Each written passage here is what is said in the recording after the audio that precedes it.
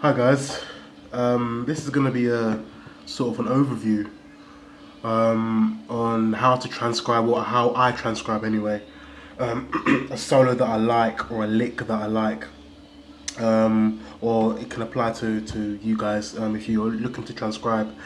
One thing about transcribing is, well, first of all, if you don't know what transcribing is the idea of taking or listening to a solo that you like and then writing it in notation form, and then you can go ahead and learn the piece or the lick or the solo that you like. One thing about transcribing is it does require a good ear, so you need to be able to hear a note and then be able to play it on an instrument if you do it that way. Or for those that are really blessed that can basically, they don't need an instrument, they can just literally hear it and just write it down, for those who have perfect pitch. But I don't have perfect pitch, so I can't do that. So I have a keyboard here that I'm going to use to try, a keyboard here that I'm going to use, that I'm going to try to learn an excerpt of a lick or of a solo. So the solo that I'm gonna transcribe is Tommy Flanagan's solo on Strode Road. It's a Sonny Rollins tune. It's on the album Colossus. Great album. If you don't know it, please listen to it. It's a fantastic album, record. So why do you transcribe? I mean, for me, I've noticed over the years, or the year that I've been really delving into jazz, is you just want to build up a vocabulary of licks and lines, and learning solos is a way of doing that. I mean, you get to learn from the greats and the masters who are great improvisers, and you can get a more solid idea on how they improvised over the changes, and you can take licks and then incorporate it in your own playing. Now, it's a good practice to do because it helps with your ear training, and the more you do it, the easier it will become, and the more solos you transcribe, you won't notice, but subconsciously you will start to internalize these licks, and then somehow they'll just come out in your own playing. And I've noticed that throughout the year that I've been transcribing and trying to work on it. So the basic things that you need to transcribe, what I have, just a normal rubber, a pencil. That's all you really need, really. In terms of the song, you need the solo that you're going to transcribe. It does help to know the speed as well. So for this song, I'm doing Strode Road, which is basically bebop.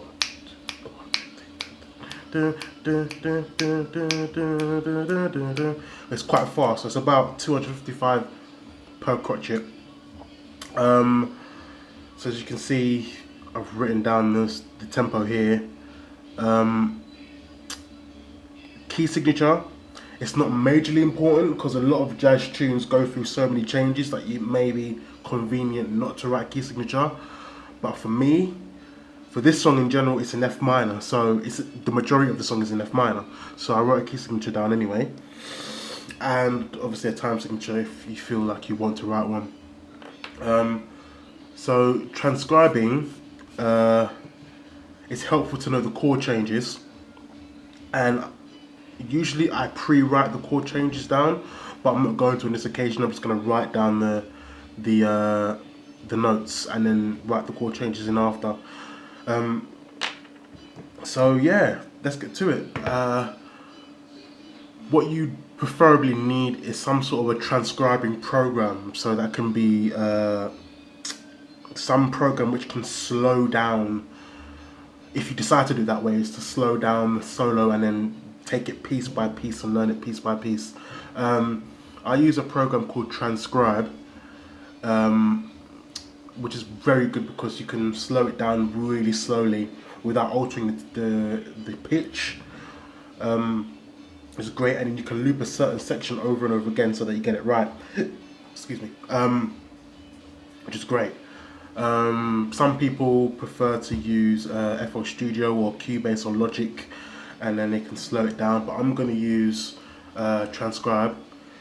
And I'm just going to see what I can do. I mean, I've never transcribed this solo before, so I'm going to have a go at doing it in real time so you can see what I'm doing. Right, so I've looped a section of it. So that's in slow.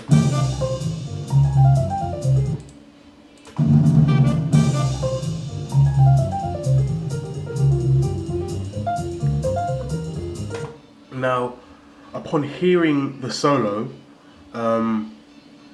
it sounds to me there's a lot of melodic minor elements in there, which Tom Flanagan usually uses a lot in, you know, in Mr. PC, you know, a lot of songs that are basic minor chords. So this one goes from F minor, and then it does a 2/5 in F minor, and it goes back to F minor again four times. So I know that the primary is going to be revolved around F minor. So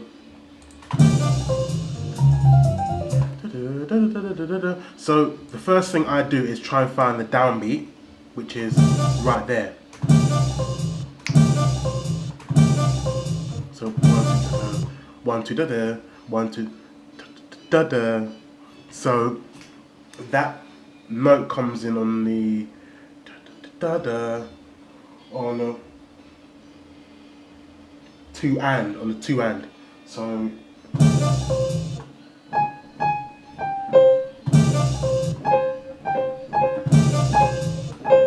So A flat and C. So what I would write is I'm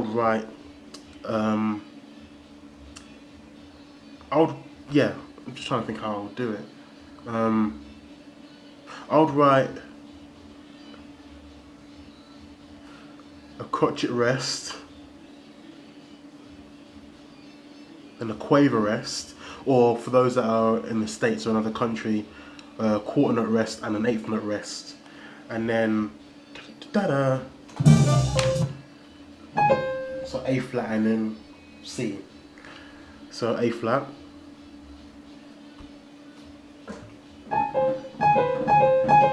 Now see that I made a mistake already.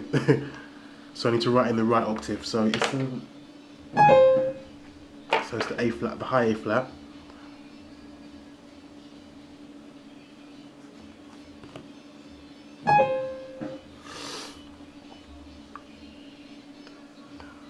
And then C.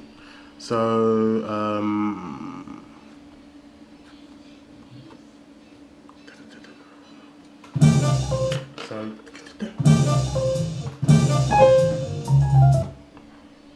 so I know I've got that ready. So that's a bit done.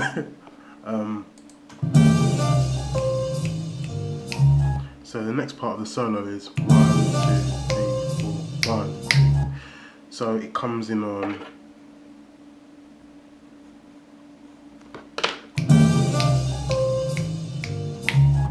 the second beat. So I'll put a crotchet rest again, and again my skills are crap, so please ignore it. But at least I know what it is. So 1 da da da da da da da da da.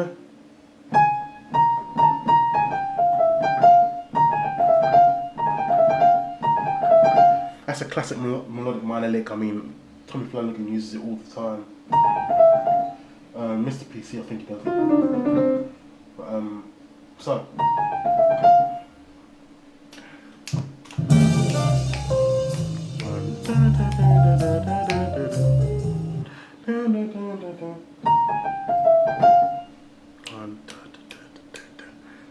So B flat, the high B flat.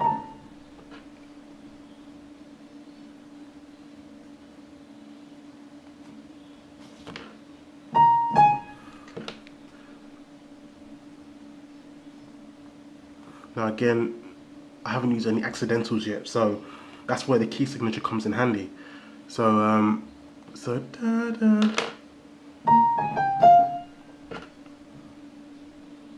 Then G, then F,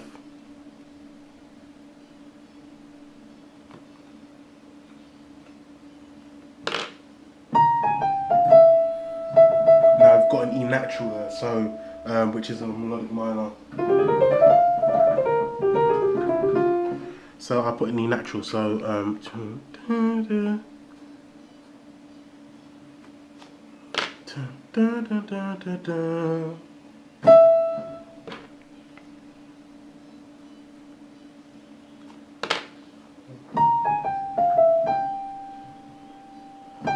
G,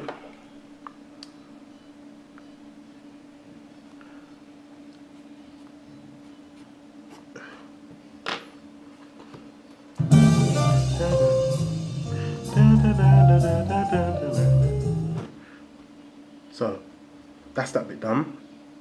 Move to the next part.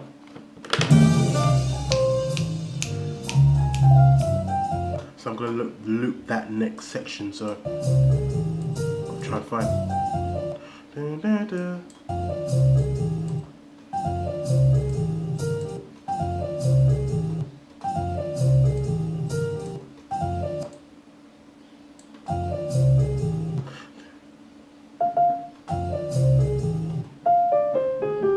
Well, I could hear that straight away. That was a F minor 6 arpeggio starting on the F. So, well, start then G.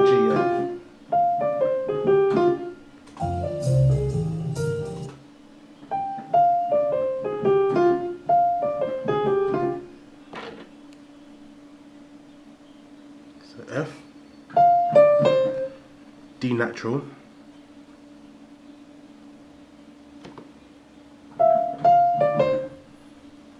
C, oops, excuse me,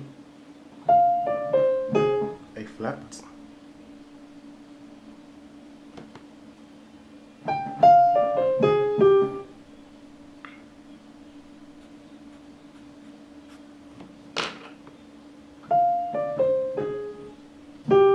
G, F, G, F.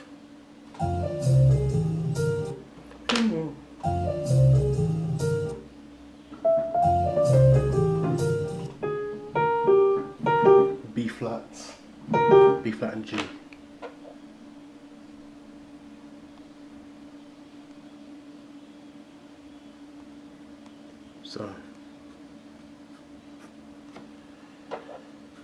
So that's the first 4 bars done. So if I play it from the beginning, so let's go back.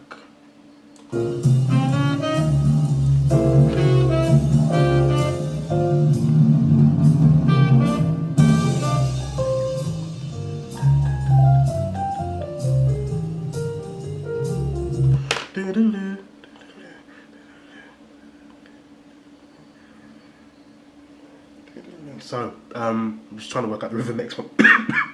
Excuse me. So we've done that. So go into a new system. I usually, sometimes I write the key signature again, but it's not really necessary. But just so you can see, I'll do it anyway. So it's got 4 flats. So B flat, E flat, A flat, and D flat. So I'm gonna go from the solo again.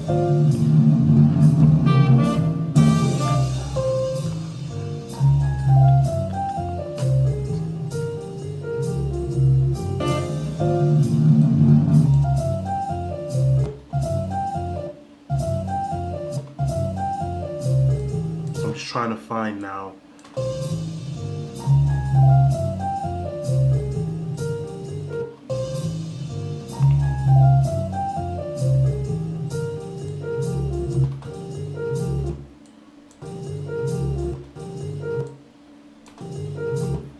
So the next one.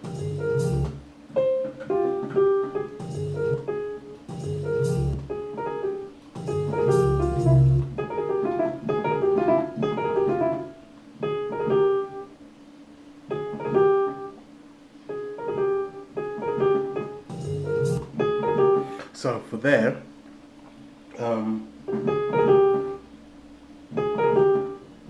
A flat is the first note. I know that. No, that's the first note. So A flat. Whoop.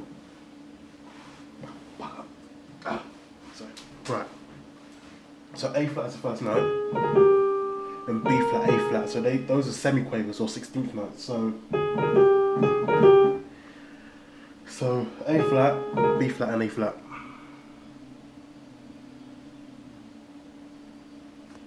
So I would write that as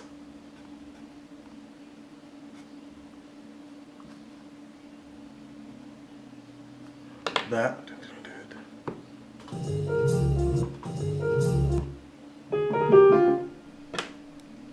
And G and F.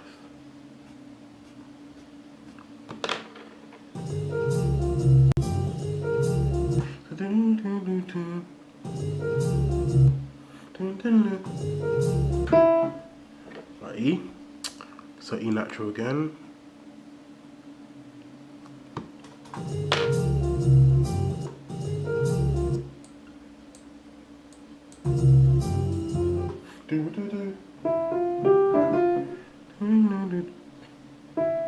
E, F, G. E, F, G. And then back to E again.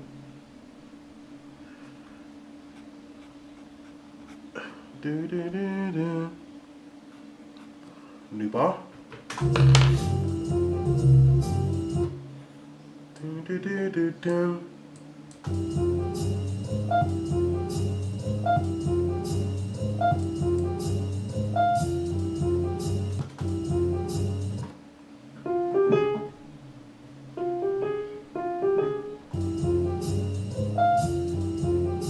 Right, so I'm unsure about this bit. You know, again with a lot of solos, sometimes they solo and then they may miss a note or it may sound wrong.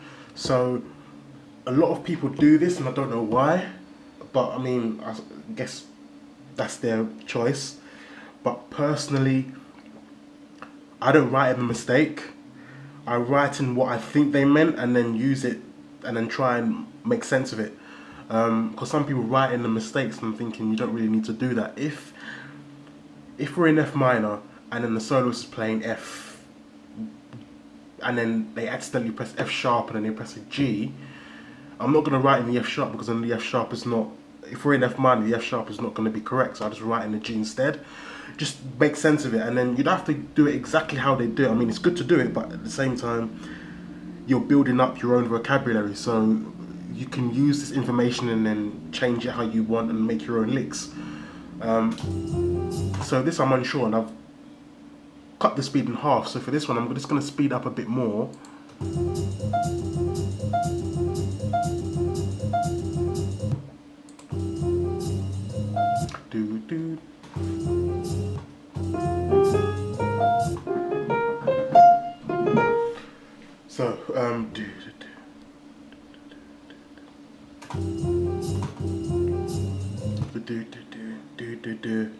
So, so F,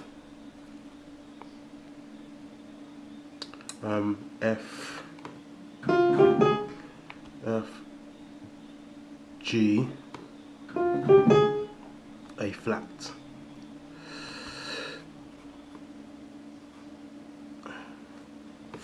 So do.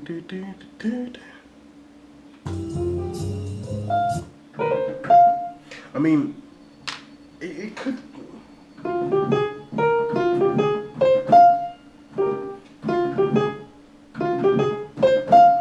I mean, that's what I can hear, but I mean, it may have sounded like Tommy was trying to play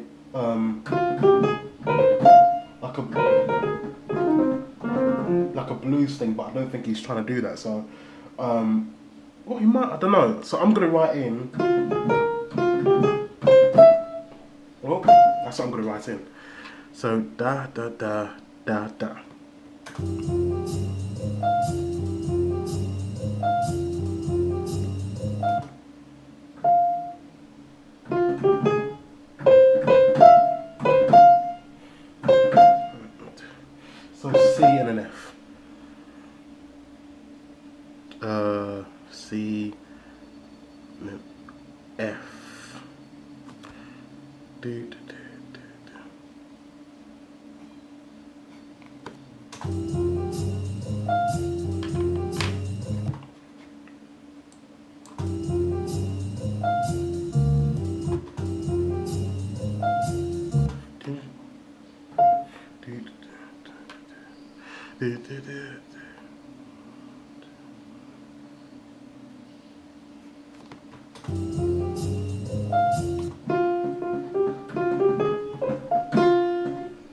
That's what here. So F.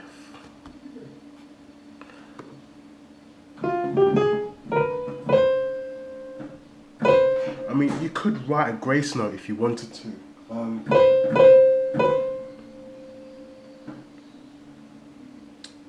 Nah, I'm not gonna do that. Yeah, that's fine for now. So that's the first 4 bars. 1, 2, 3, 5 bars done. That simple. So if we follow it from the beginning.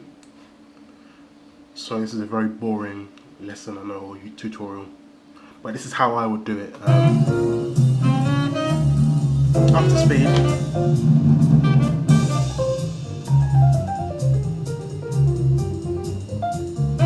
Right, so that's the first bit done. So you'd keep doing that until you can sort of you get to somewhere where well, you finish, you go to the end really, which is what I would do. And excuse me, go all the way to the end. And once you've got to the end, then I tend to write in the chord changes. So for Strode Road, the chord changes are F minor, G half diminished, then C altered, C7 altered, and it does that again. So F minor, G half diminished, C7 altered, or C7, it doesn't really matter, F minor, and so on. That's pretty much it. That's what I would do now. I'll just keep going and going until I can get to somewhere where I'm comfortable, and then just work it out. And then yeah, that's pretty much it. This is, if you want to learn jazz, this is sort of essential. I find it helps so much with my playing. It gives you a goal to work towards, and it just feels good knowing that you can play a solo. And when you get every note bang on, it's like, it's an amazing feeling to know that you can do it. That's pretty much it really. I hope this has helped you guys, and yeah, see you for the next lesson.